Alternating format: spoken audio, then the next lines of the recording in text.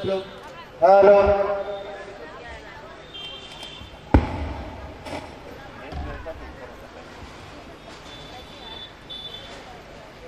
चलिए, आप सबों के चरणों में प्रणाम है। भजन सुनने में बहुत मजा आता है ना? हमको भी लग रहा था अभी।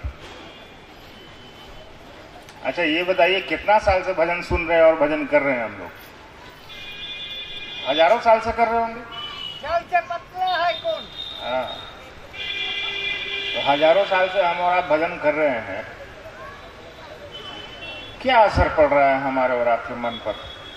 थोड़ा सोचना तो पड़ेगा। सुनने में तो बढ़िया लगता है, सुनने में बड़ा आनंद आता है,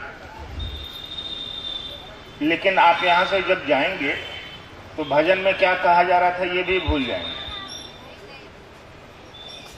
तो जगत का परिवेश है, हम और आप जगत में रहते हैं, दुनिया में रहते हैं, तो दुनिया के हिसाब से रहना पड़ता है, भूल जाते हैं चीजों को हम लोग। मैं बिल्कुल सीधे शब्दों में आपसे बात करूंगा, कोई कथा या प्रवचन यहां से होता नहीं, आप जानते हैं। और ये मुर्शिदाबाद है, पश्चिम बंगाल का जिला। पहली बार यहाँ कार्यक्रम हो रहा है। काफी बढ़िया लगा कि इतनी संख्या में आप अपने गुरु शिव की बात सुनने के लिए आए। हम लोग 2-3 बिंदु पर गौर करेंगे कि आज के परिवेश में, आज की इस दुनिया में जिसमें हम और आप रहते हैं, इतनी परेशानियों के बाद भी हम और आप सचेत नहीं हो रहे हैं। अभी तक परेशानी झेल रहे हैं, फिर भी हमको और आपको जो मन कर रहा है हम और आप वही कर रहे हैं। थोड़ा सा तो रुकना चाहिए हमको, आपको थोड़ा सा सोचना चाहिए जरूर। आप ही जरा सोचिए, धरती पर जानवर भी आते हैं, पैदा होते हैं, जानवर भी रहते हैं, और जानवर भी इस धरती से चले जाते हैं। मोनू बाबू भी इस धरती पर पैदा हुए हैं, इस धरती पर रहेंगे, इस धरती से चले जाएंगे। तो मोनू बाबू में और जानवर में क्या फर्क रहेगा? तुलसीदास जी रामायण में कहते हैं, धन भाग मानुष तन पावा, यानी आप ये जो मनुष्य का तन है ना, हमने बहुत अच्छा कुछ किया होगा आपने, तब जाके आपको ये मिला है। तो इसका तो उपयोग कीजिएगा ना, कि ऐसे ही जिंदगी बिता दीजिएगा। नमः शिवाय एगो बनारसी साड़ी आ जाए, नमः शिवाय एगो मोटरसाइकिल आ जाए, नमः शिवाय एगो बढ़िया जूता हो जाए, नमः शिवाय मेरे बेटा का नौकरी हो जाए। ठीक है, ये भी सही है। जगत में रहते हैं तो मांगना किससे मांगेंगे? महादेव से ना मांगेंगे भाई। सही है, इसमें भी कुछ गलत नहीं है, लेकिन क्या मांगना है इसकी तो जानकारी होनी चाहिए। अब हम और आप, हमारे आपके पास पैसा रहता है, हम और आप नया नया जूता चप्पल सैंडल खरीद लेते हैं। अपने भोग के लिए खरीदे, अपने फायदे के लिए खरीदे, अपने पांव में कांटा न गड़े इसके लिए खरीदे, अपने आराम के लिए न चप्पलवा खरीदे। लेकिन अब शिव चर्चा में बैठे हैं, याद में चप्पलवा आ रहा है, कोई चुरा तो नहीं लिया। अब देखिए, हम और आप चप्पल का इस्तेमाल नहीं कर रहे, चप्पलवे हमारा आपका इस्तेमाल कर रहा है। यानी भोग को हम लोग भोगते नहीं है, उसी में भुक्त हो जाते हैं, है ना? भर्तृहरि की पंक्ति को याद करिए, वो भी यही बोलते हैं कि भोग की चीज को हमारा भोगते नहीं है, उसी में भुक्त हो जाते हैं, उसी में घुस जाते हैं। तो कष्ट का यही कारण है। तो कष्टों से थोड़ा सा तो निजात पा लीजिए, परेशानियों से थोड़ा सा तो ऊपर चलिए। अब कब चलिएगा? अंतिम समय में हम और आप कर ही क्या लेंगे? जब शरीर लाचार हो जाएगा, जब डॉक्टर कह देगा कि कोई उपाय नहीं है, अब उसी का आशीर्वाद से आप बचिएगा, ऊपर वाले के आशीर्वाद से, तब क्या करिएगा? इतना अंतिम तक इंतजार क्यों कर रहे हैं? शिव को अपना गुरु बनाइए, शिव से बड़ा तो कोई गुरु है नहीं। जगत गुरु कहा जाता है, जगत गुरु नमस्तुभ्यम, यानी हे जगत गुरु तुमको प्रणाम। अच्छा, शाम में आपने देखा होगा, शाम में जब आसमान की तरफ देखिएगा ना, तो बहुत सारी चिड़िया सब झुंड बना के घर की तरफ लौटती है। नहीं, शाम में देखिएगा आसमान की तरफ ढेर सारी चिड़िया सब लौटती रहेगी, कहीं जाते रहेगी, आप देखिएगा। अच्छा, वो चिड़िया सबको कोई बताने जाता है कि शाम हो गया है, अब तुमको अपने बच्चा के लिए दाना नहीं मिलेगा, घर की तरफ लौट जाओ? कोई तो बोलने नहीं जाता उसको। वो खुद लौटने लगती है शाम में, अपने घोंसलों की तरफ जाने लगती है कि हमको अपने बच्चे के लिए अब खाना नहीं मिलेगा अंधेरा में, चलो वापस चलते हैं अपने घोंसले की तरफ। हम और आप चलने को तैयार है नहीं है। हम और आप कभी उस शिव, उस ईश्वर की तरफ जाने का मन ही नहीं कर रहा है हमारा आपका। और कहीं जाना थोड़ी है, मन जाता है, शरीर तो जाएगा नहीं। आवाज कम ही रखो, कोई दिक्कत नहीं। तो मन जाएगा ना उस शिव की तरफ, शरीर तो जाएगा नहीं। मन में ये सोचना है, जैसे आपने दुनिया में सारे रिश्ते बना रखे हैं, कोई आपका पति है, माँ है, बहन है, भाई है, बच्चे हैं, सारा रिश्ता मन बनाता है। कपड़े रिश्ता नहीं बनाते, दुनिया की कोई चीज रिश्ता नहीं बना सकती सिवाय मन के। मन को ही कुछ बढ़िया लगता है, मन को ही कुछ अच्छा लगता है, मन ही दोस्ती करता है, मन ही दुश्मनी करता है, सारे रिश्ते मन बनाता है। साहब श्री हरिंद्रानंद जी ने कहा, दीदी नीलमानंद ने कहा, जिन्होंने इस कालखंड में इस पूरी सृष्टि को ये बात बताई कि शिव गुरु हो सकते हैं, उन्होंने कहा कि यार एक रिश्ता आपने उस गुरु से बनाओ ना, उस शिव से। गुरु और शिष्य का रिश्ता बना लो। रिश्ता तो मन बनाता है, यानी अपने मन में इस बात को आने दो कि अभी इसी क्षण से, इसी समय से वो शिव मेरे गुरु हैं। उससे बड़ा तो कोई गुरु हो नहीं सकता। वो तो जगत का गुरु है, आदि गुरु है, वो गुरुओं का भी मालिक कहा जाता है उसको। किताबें कहती हैं तुम गुरु, तुम त्रिभुवन गुरु वेद बखाना, यानी तुम तीनों लोकों के गुरु हो। वंदे बोधमेयम नित्यम गुरु शंकर रूपिणम, गुरु कैसा हो तो शंकर के जैसा हो। तो शंकर के जैसा कब खोजिएगा? जब शंकर नहीं होगा तब ना। और देवी देवताओं के तो जन्म का दिन हम और आप मनाते हैं। शिव का कौन सा जन्मदिन आप मनाते हैं? कोई जन्मदिन, सरकार को भी नहीं पता है कि महादेव का कौन सा जन्मदिन हो सकता है। और देवी देवताओं के जन्म का दिन पर हमको और आपको छुट्टी मिलती है, जन्माष्टमी में मिल जाती है, रामनवमी में मिल जाती है, लेकिन शिव का कोई जन्म ही नहीं है। उसके विवाह के दिन छुट्टी मिलती है ना, शिवरात्रि के दिन छुट्टी है आपको। और जिसका जन्मदिन मनाइएगा उसका तो मरण दिन मनाना पड़ेगा, चाहे वो हम हो, चाहे वो आप हो, चाहे कोई हो। जो जन्मा है सो तो जाएगा। इसलिए सरकार भी कहती है कि वो तो ईश्वर है भाई, उसका कौन सा जन्म हो सकता है। उसकी स्थिति का दिन मनाते हैं आप, शिवरात्रि मनाते हैं आप। सरकार शिवरात्रि में हमको और आपको छुट्टियां देती हैं, एक दिन के लिए बंद रहता है सारा कुछ। तो वो तो है आपके पास, इसका प्रमाण तो खुद सरकार ही दे रही है कि वो तो है। तो जो है उसको पकड़ने की कोशिश करिए। वो शिव हमेशा हमारे आपके साथ हैं, वो जगत के गुरु हैं, उनके जैसा क्यों ढूंढिएगा? वो तो स्वयं हमारे आपके बीच मौजूद हैं। पूरी दुनिया का क्रम जो है सृष्टि का, वो पल प्रतिपल चल रहा है। लोग आ रहे हैं, रह रहे हैं और चले जा रहे हैं। तो इससे तो ये प्रमाणित होता है ना कि वो शिव हमारे आपके बीच हैं, सृष्टि के रचयिता हैं, सृष्टि के मालिक हैं, और वही शिव गुरु भी हैं। तो गुरु कोई होगा तो कोई चेला होगा ना। अरे कोई मास्टर होगा तो कोई विद्यार्थी होगा, कोई डॉक्टर होगा तो कोई पेशेंट होगा, कोई वकील है तो कोई क्लाइंट होगा। बिना पेशेंट का डॉक्टर कहेगा, बिना क्लाइंट का वकील कहेगा, बिना विद्यार्थी का शिक्षक कैसा? और कोई स्कूल है उसमें कोई विद्यार्थी नहीं रहेगा तो फिर स्कूल का क्या मतलब? लोगों ने कहा कि वो शिव जगत का गुरु है, उससे बेहतरीन गुरु तो आपको मिल ही नहीं सकता। आप जो खाते हैं खाइए, जैसे रहते हैं रहिए, जिसकी पूजा करते हैं करिए, जिसको मान रखा है मानिए, जिसको जपते हैं जपिए, शिव को अपना गुरु बनाइए।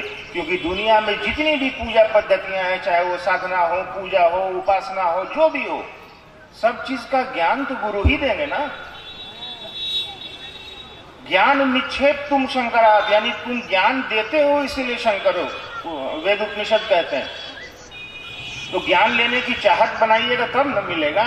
अरे वो शिव तो ईश्वर हिले हैं, लेकिन वो शिव गुरु भी हैं। तो हमको और आपको उस जगत गुरु शिव को अपना गुरु बनाना चाहिए। साहब ने क्या कहा? 3 सूत्र खाली दिए। उन्होंने 3 काम करने को कहा। आपको पता है 3 काम? उन्होंने कहा कि यार अपने गुरु से दया मांगो। कोई भी गुरु होगा तो दया मांगिएगा ना। उन्होंने कहा मन ही मन इस बात को कहो कि हे शिव आप मेरे गुरु हैं, मैं आपका शिष्य हूं, मुझ पर दया करिए। इसको मन ही मन सोचना है, इस बात को बोलने की भी जरूरत नहीं है आपको। अगर शर्म लाज लगता है कि कोई सुन लेगा तो मन ही मन इसको बोले। मैं जानता हूं होता है ऐसा। बहुत लोग चर्चा नहीं करते हैं कि लोग सोचेगा कि देखिए इसको पागल हो गया है। तो खैर, पहले सूत्र में अपने गुरु शिव से दया मांगिए मन ही मन कि हे शिव, आप जब भी परेशानी में पड़िए या कभी भी आपको याद आ जाए कि शिव मेरे गुरु हैं, आप इस बात को मन ही मन सोचिए कि हे शिव, आप मेरे गुरु हैं, मैं आपका शिष्य हूं, मुझ पर दया नहीं करिएगा। उन्होंने पहले सूत्र में कहा कि दया मांगो, उन्होंने दूसरे सूत्र में कहा कि अपने गुरु शिव की चर्चा करो, लोगों को अपने गुरु शिव से जोड़ो। कोई अच्छी चीज है तो उसको बांटोगे ना, बांटने से चीजें बढ़ती हैं। पूरी दुनिया के एक एक व्यक्ति को अधिकार है कि वो शिव को अपना गुरु बना सकता है, वो जगत का गुरु है। तो हमारा आपका काम है पूरी दुनिया के एक एक आदमी को बताना कि भैया आप उस महादेव को गुरु मान सकते हैं, मानना न मानना उसका काम है, इतना तो किया जा सकता है। तीसरे सूत्र में उन्होंने कहा कि अपने गुरु शिव को प्रणाम करो। कोई भी गुरु होगा, जैसे हम और आपको अपने संसारिक रिश्तों में प्रणाम करते हैं, कोई भी भेटा जाता है उसको प्रणाम करते हैं, तो गुरुओं को प्रणाम नहीं करिएगा। उन्होंने कहा कि अपने गुरु को प्रणाम करो तो, और नमः शिवाय से प्रणाम करो। नमः शिवाय मतलब शिव को प्रणाम, शाब्दिक अर्थ उसका वही होता है, यानी शिव को प्रणाम करो। 3 काम उन्होंने दिया, कहा उन्होंने चलते फिरते जब तुमको याद आ जाए तब ये 3 काम को करो।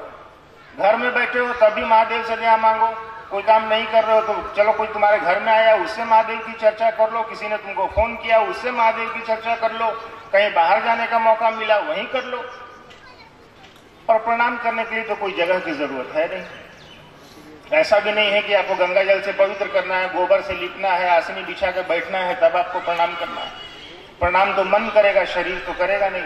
प्रणाम मन करेगा, कपड़े तो करेंगे नहीं। अब गेरुआ रंग के कपड़े पहनने से कोई साधु तो होगा नहीं, साधु कपड़े नहीं होते, साधु व्यक्ति का मन होता है। तो मन से अपने गुरु शिव से रिश्ता जोड़ने की कोशिश करिए। चलिए, आपने कुछ प्रश्न भेजे होंगे अगर यहाँ मंच तक, तो हम लोग उसका उत्तर ढूंढने की कोशिश करते हैं।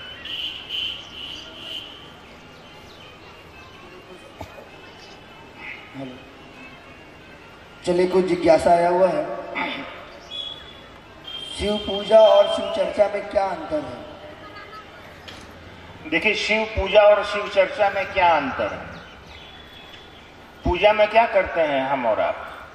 आरती करते होंगे, अगरबत्ती जलाते होंगे, ये तो हजारों साल से हम और आप कर ही रहे हैं ना, कभी छोड़े हैं हम और आप? बहुत सारी गुरु बहनों को, माओ बहनों को मैंने देखा है कि जब तक नहाएंगी नहीं तब तक पूजा नहीं करेंगी, जब तक नहाएंगी नहीं तब तक महादेव का नाम नहीं लेंगी। हम तो 15 दिन से नहीं नहाए, फिर भी लेते हैं, क्या करें। अब राजस्थान में ऐसा ऐसा आदमी है जहां पानी पीने के लिए नहीं है तो वो नहाएगा कैसे? तो जैसी सुविधा हो वैसा काम करिए। शिव की पूजा आप करते हैं, पूजा में क्या कर लेते हैं हम और आप? ए सरकार, ए महादेव, आप बहुत दयालु हैं, हमको फलना चीज दे दीजिए, आप बहुत दयालु हैं, हमको ये दे दीजिए, आप करुणा के अवतार हैं, जो भी आपको प्रशंसा करते हैं आप उनकी। साहब ने कहा कि यार तुम पूजा करते हो, करो, कोई दिक्कत नहीं है। पूजा उस ईश्वर से या इष्ट से या देवता से या किसी की भी आप पूजा करते हो, पूजा प्रेम है, पूजा मांग नहीं है। जिस मांग की बुनियाद में ही आपका डिमांड, आपका मांग हो, जिस प्रार्थना की बुनियाद में ही आपकी मांग छिपी हुई हो, वो प्रार्थना, पूजा, उपासना कभी हो ही नहीं सकती। पूजा तो विशुद्ध प्रेम है, भक्ति विशुद्ध प्रेम है, आप जिससे भी करते हो। अरे भाई साहब, आप अपने बच्चे से प्रेम करते हैं तो उससे कुछ मांगिएगा कि उसको अपना चीज दीजिएगा। यानी मेरे सुख सब तेरे और तेरे दुख सब मेरे। आपके पास क्या तकलीफ हो आप मुझे दे दीजिए, हमारे पास जो सुख है वो आप ले लीजिए। प्रेम तो इसी को कहते हैं, पूजा तो इसी को कहते हैं। लेकिन फिर भी चलिए, हम और आप कर लेते हैं, ज्ञान नहीं है, थोड़ी समझ नहीं है हमारे आपके पास, इसलिए मैंने कहा कि किसी की भी पूजा करिए लेकिन उस शिव को अपना गुरु बनाइए, ताकि आपको उसकी पूजा कैसे करनी है इस बात की समझ मन में पैदा हो जाएगी। बजरंगबली की चालीसा पढ़ते तो जरूर है हम लोग, श्री गुरु चरण सरोज, पहली पंक्ति पढ़ते हैं लेकिन उसको समझते नहीं है, रट्टा मारते जाते हैं। पहली पंक्ति का ये श्री गुरु चरण सरोज, यानी ऐसे गुरु के चरणों का ध्यान करो जो स्वयं श्री हो, ईश्वर हो, शिव हो। वो तो पहला लाइन उसका बोल रहा है और आपने शिव को गुरु बनाई नहीं किया, तो उसको कोई तोता की तरफ पढ़ने का क्या फायदा? हम लोग पढ़ते सब हैं, समझते कुछ नहीं है। तो थोड़ा समझ की भी जरूरत है, ज्ञान की आवश्यकता है हमको आपको थोड़ी। पूजा करते हैं, कर लीजिए, कोई दिक्कत नहीं है। साहब ने कहा, साहब श्री हरिनानंद जी ने कहा कि आप पूजा करिए ना, आपको कौन रोक रहा है, लेकिन आप अपने गुरु शिव की चर्चा भी करिए। समझाते समझाते आपका भी मन इस बात को समझेगा कि शिव बड़े कमाल के गुरु हैं। तो किसी को खुद समझने के लिए तो दूसरे को समझाना पड़ेगा ना। अब एक पिता के दो बच्चे हैं, एक जो बच्चा है उनका अपने पिताजी को बोल रहा है, पिताजी आप बहुत अच्छे हैं, पिताजी आप बहुत दयालु हैं, पिताजी आपके जैसा आदमी तो हम दुनिया में देखते नहीं किए। एक उनका बचवा है जो पूरा मुर्शिदाबाद में घूम के अपने पिताजी का बड़ाई करता है कि हमारे पिताजी तो बड़े अच्छे हैं, कभी मिलना उनसे तुमको मालूम चलेगा। अब पिताजी से पूछिए कि दोनों बचवा में से उनको कौन बढ़िया लगता है, पिताजी कहेंगे अरे यार हम क्या है नहीं है, तुम हमको मुंह पे क्या बता रहा है, हमको तो मालूम है, जाओ लोग को बताएगा ना। चलिए लोगों को बताते हैं कि हमारे आपके बाबा जिसको वर्षों से हम और आप चंदा मामा सबके मामा और शिव घर घर के बाबा, यही ना बोलती हैं माएं, यही ना कहावतें कहती हैं, शिव घर घर के बाबा हैं। आज भी हमारे यहाँ शादियों में, हमारे यहाँ अच्छे कामों में आज भी शिव के ही गीत गाए जाते हैं, आज भी भगवती के ही गीत गाए जाते हैं। तो वो तो हमारे घर के अंदर तक है, लेकिन हमारा और आपका ही पता नहीं है। वो शिव सबका है, लेकिन क्या मेरा है? इस बात पर जरूर जोर दीजिए और लोगों को अपने गुरु शिव से जोड़ने की कोशिश कीजिए। विशेष कोई अंतर नहीं है, लेकिन आपको शिव चर्चा करनी चाहिए, लोगों को अपने गुरु शिव से जोड़ना चाहिए।